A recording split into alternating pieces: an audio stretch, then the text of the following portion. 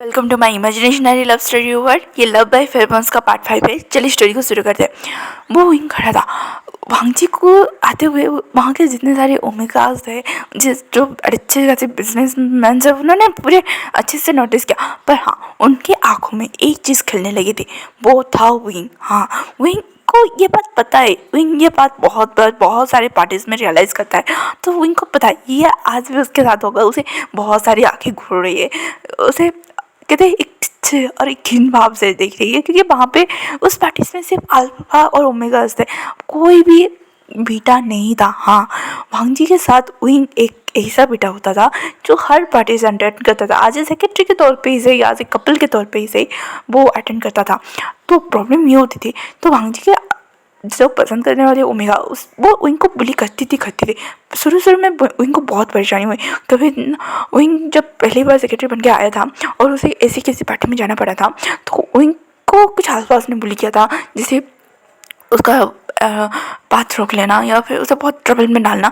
और कुछ ओमेगा ने तो हद ही कर दी थी उनको वॉशरूम में लॉक कर देना।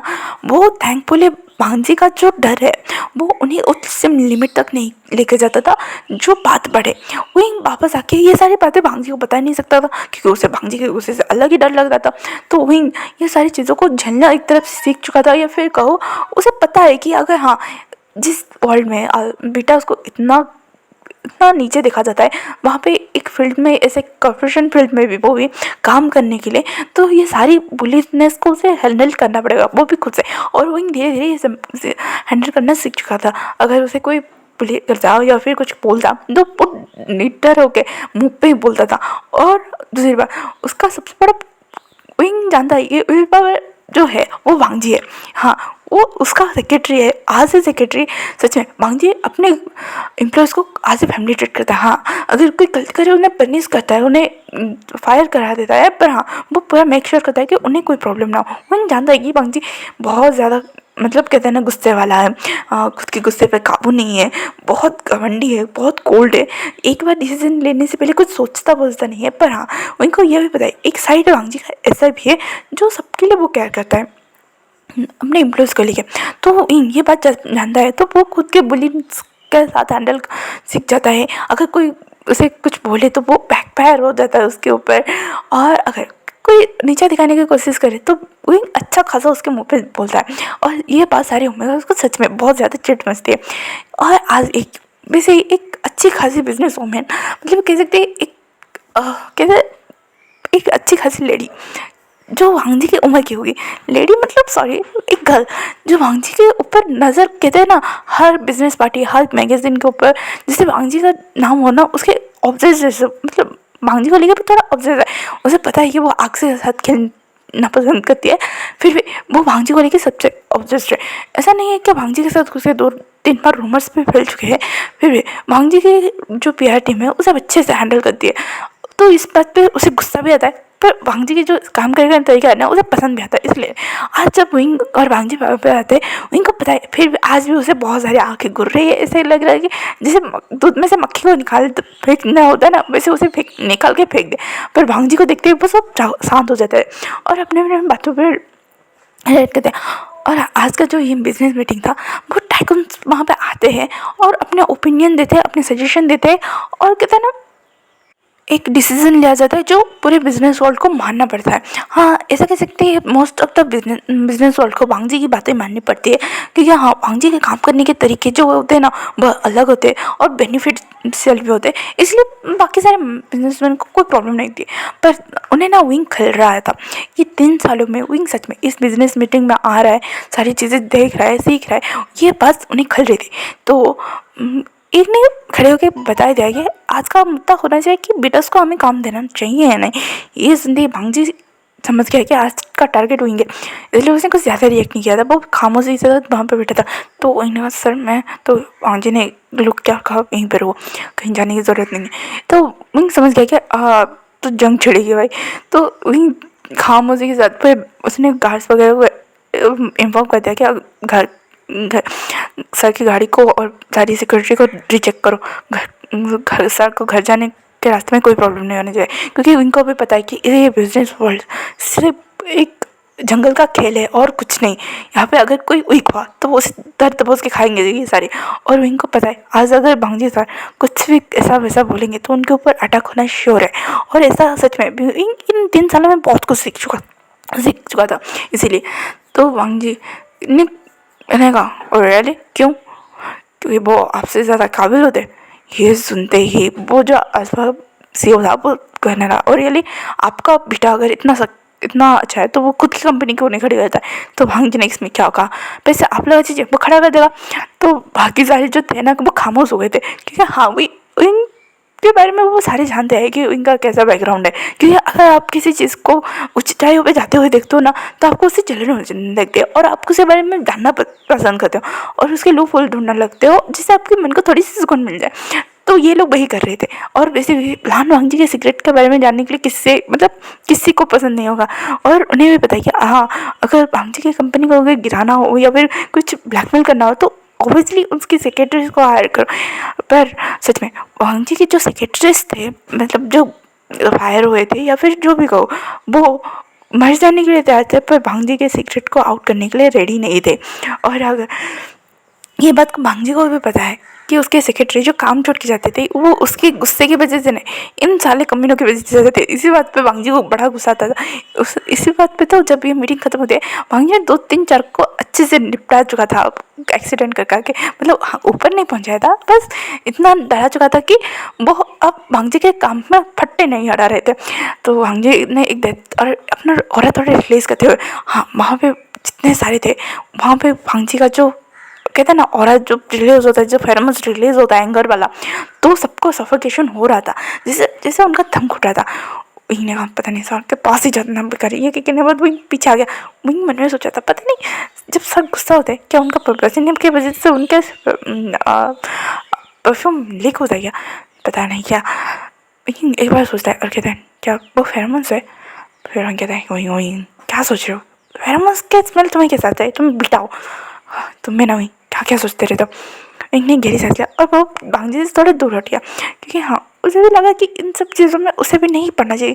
भाई ये बड़े लोगों का मामला है, बड़े लोग अच्छे से लिपटा देंगे, अगर मैं बीच में पढ़ूँगा तो मैं ही बलि का बकरा ना बन जाऊँ। तो विंग थोड़ा पीछे हो गया था। विंग जो भांगजी को देख रहा था उसके एंगर को, उसके एक जो गेस होता है उसके ग्लैमर्स को, उसके हैंडसमनेस को। और विंग को पता है कि भांगजी जब गुस्सा करता है उसकी हैंडसमनेस डबल हो जाती है। तो जो बिजनेस लेडी थी मतलब वो जो बिजनेस गर्ल थी वो कहते रिलैक्स सर वैसे भी कुछ गलत नहीं है, बेटा उसको हमें काम क्यों देना चाहिए, पॉइंट तो है ना। तो वांगजी ने कुछ नहीं कहा। तो वांगजी ने कहा क्योंकि बेटा बहुत काबिल होते हैं, उन्हें कोई फेरोमोन्स का असर नहीं होता है पहली बात। दूसरी बात बहुत रेड हीट में नहीं आ सकते थे, तो ये एक बेनिफिशियल है, 24 आवर्स काम कर सकते हैं। ये सुनने के बाद इनको ना वांगजी के ऊपर गुस्सा आ रहा था, क्योंकि उसने वैलिड पॉइंट दिया है हाँ बेटा इसको क्यों काम पे रखना चाहिए। पर उसने जब बोला 24 आवर्स तो विंग ने सोचा क्या हम आपके नौकर है, नौकर क्या आप पेमेंट करते तो क्या आपने खरीद दिया।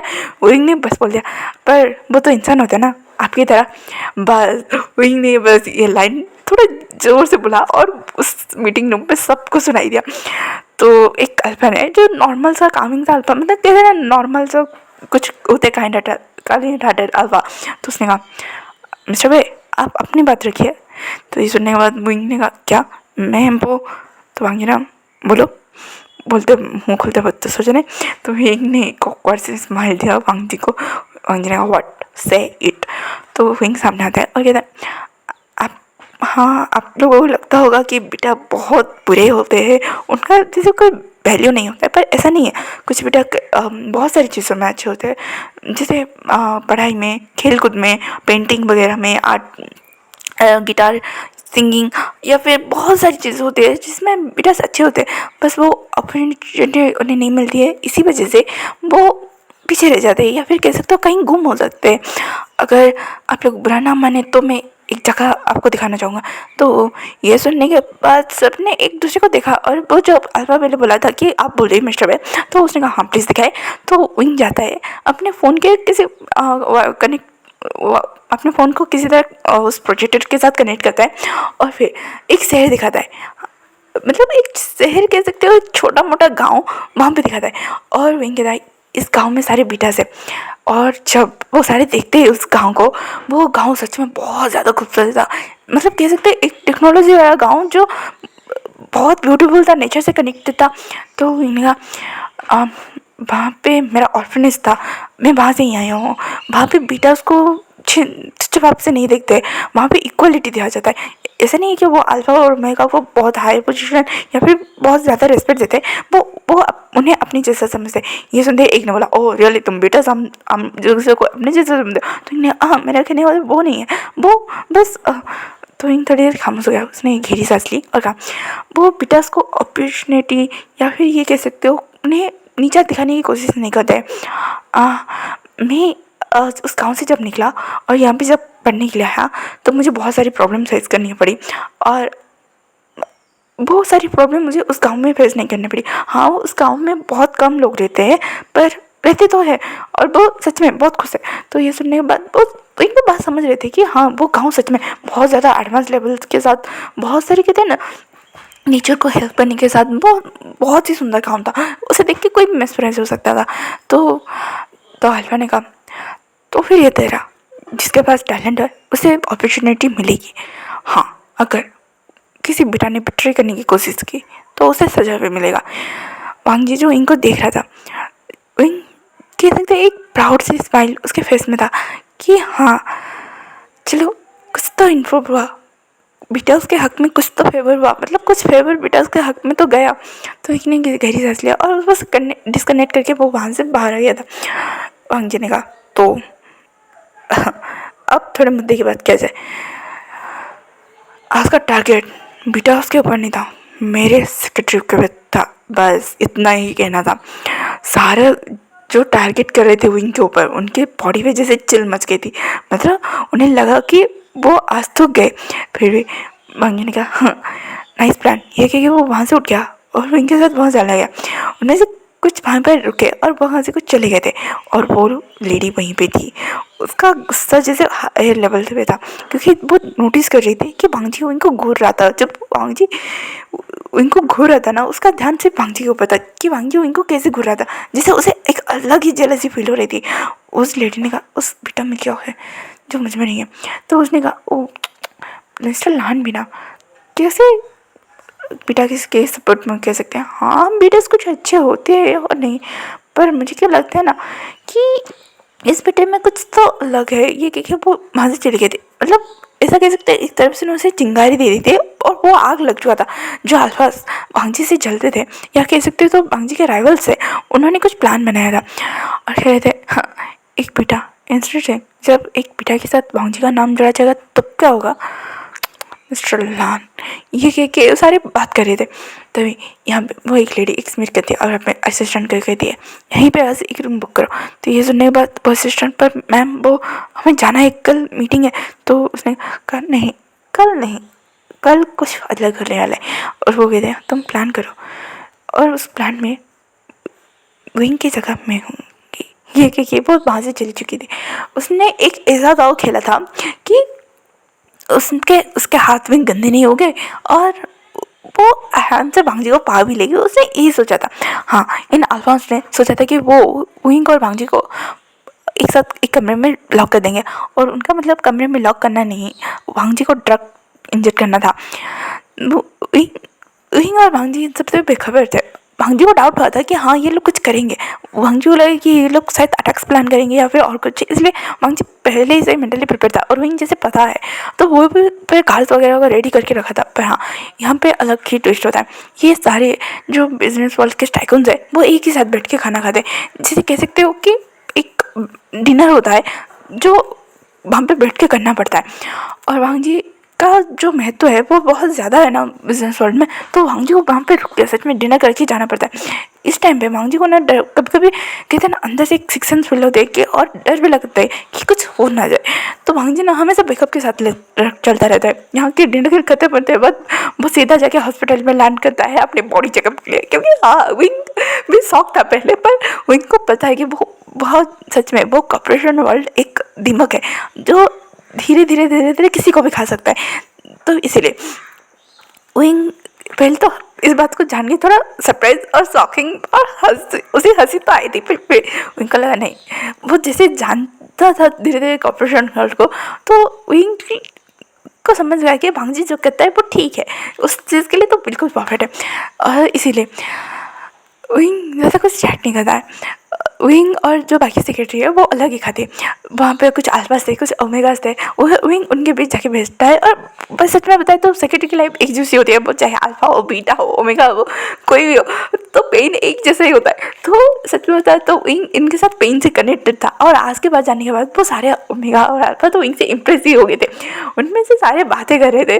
और एक ओमेगा तो विंग के ऊपर जाके बोल रही था, है तुम कितने प्यारे हो, तुम एक बोलती जो एक कहते ना एक छोटी सी बहन जैसी होती है, तो तुम्हें बहुत प्यारी हो, और बहुत सारी बातें कर रहे थे। भांजी जो लोग मतलब यहाँ से ही इनको देख पा रहा था, ऐसा सिचुएशन था। फिर भांजी कुछ नहीं कर रहा था, और भांजी के खाने में किसी ने ड्रग इंजेक्ट कैसे आया, भांजी को ये बात पता नहीं, या फिर कह सको उसे वो स्मेल जो आता है वो अभी इनको देख के कहीं तो चला चुका है। और बातें करते करते उसने कब वो ट्रक के जो खाने होते हैं उसे कंज्यूम करे उसे याद नहीं। हाँ, वो ट्रक का एक स्मेल होता है, पर हाँ भांजी को जो डिश सर्व की जाती है उसमें वो स्मेल कहीं गायब हो जाता है, क्योंकि हाँ भांजी जो प्लेन बॉइल्ड फूड खाता है ना, उसकी वजह से अगर आप किसी ऐसे ड्रग को इंजेक्ट करो जो उसकी जैसा कि थोड़ा मेल करता हो, तो क्या किसी को पता चलेगा क्या? तो इसीलिए हाँ, विंग कि अलग अदर ओमेगा अल्फा के साथ बात करते हुए भांजी थोड़ी सी मतलब कह सकते हैं उसे गुस्सा आ रहा था, और इसी चक्कर में भांजी ज़्यादा ध्यान नहीं देता है और वो खाने को कंज्यूम करने लगते हैं। ऐसा कह सकते हैं वो उस वाइन को भी पी जाता है जो वो कभी नहीं पीता, किसी पार्टी वगैरह में जाते हुए वो इस चीज़ों का ध्यान रखता है। पर आज उसने पी लिया और मैंने बोला वही आई हेट इट। ये सुनने के बाद मतलब ये कह सकते हैं, हम ये कह सकते हैं कि भांजी वहीं से थोड़ा ऑब्सेस्ड है, या फिर वहीं को वो किसी और के साथ शेयर नहीं करना चाहता है ना। तो वहीं भांजी और सारे मतलब डिनर ख़त्म होता है, वो वहाँ से जाने की तैयारी में होता है, तब भी भांजी जैसे ही हॉल एरिया में आता है, वो कहते हैं ना बहुत सारी बातें वगैरह भी होती है, कहीं पे वहीं पे बहुत सारी बिजनेस डील भी करेक्ट होता है। तो भांजी जैसे हॉल एरिया में आता है, वहीं जो डिनर खत्म करके ही भांजी को वेट कर रहा था, क्योंकि हाँ उसे पता है कि ये डील वगैरह के बारे में भांजी बात यहाँ पे नहीं करेगा। ऑब्वियसली उसके डील्स अगर चाहिए तो आपको ऑफिस में आके ही उस डील्स के बारे में डिटेल्स देके सारी चीज़ों के बारे में उसे बता के ही आप लैंड कॉर्पोरेशन के साथ जुड़ सकते हैं। ये भांजी का रूल था। तो इसलिए उनको जैसे पता है कि हाँ या उसके बाद जाना पड़ेगा, तो भांजी ने कहा वहीं, तो वहीं ने कहा ये सर।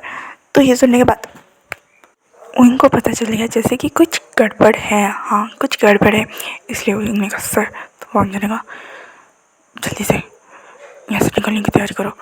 तभी वो आसपास का जो जिसने ने क्या प्लान किया था वो भांजी के सामने आ गया, और भांजी से ऐसे बोलने जैसे मीठे बोल बोलने लगे। भांजी उन्हें डेथ क्लियर देता है, वो अपनी फेरोमोन्स को रिलीज़ करता है, पर उन आसपास ने ठान लिया था कि आज भांजी को कुछ भी हो सके, कुछ भी हो सके, क्योंकि हाँ उन्होंने डबल डोज दिया था जिसे भांजी का रट क्विकली ट्रिगर कर सकता था। और हाँ ऐसा हो भी रहा था, भांजी सेंस कर पा रहा था अपने रट को ट्रिगर होते। भांजी ने कहा ये लोग नहीं सुधरेंगे। तो भांजी ने कहा विंग की जैसे कोई गलती नहीं, क्योंकि भांजी को पता है कि वहाँ पे वो विंग के ऊपर सारी ब्लेम वगैरह नहीं छोड़ सकते, पर इन्होंने हद ही कर दी है। तो भांजी ने उन्हें देख लिया था का मुँह, ये सुनने में वो अल्फा थोड़ी देर के लिए जैसे डर गए थे, और हाँ उनका काम हो चुका था। भांजी के उसकी जो आगे चेंज हो रही थी उनमें से एक ने जैसे सेंस कर लिया था और कहा यस सर मिस्टर लान आप जा सकते।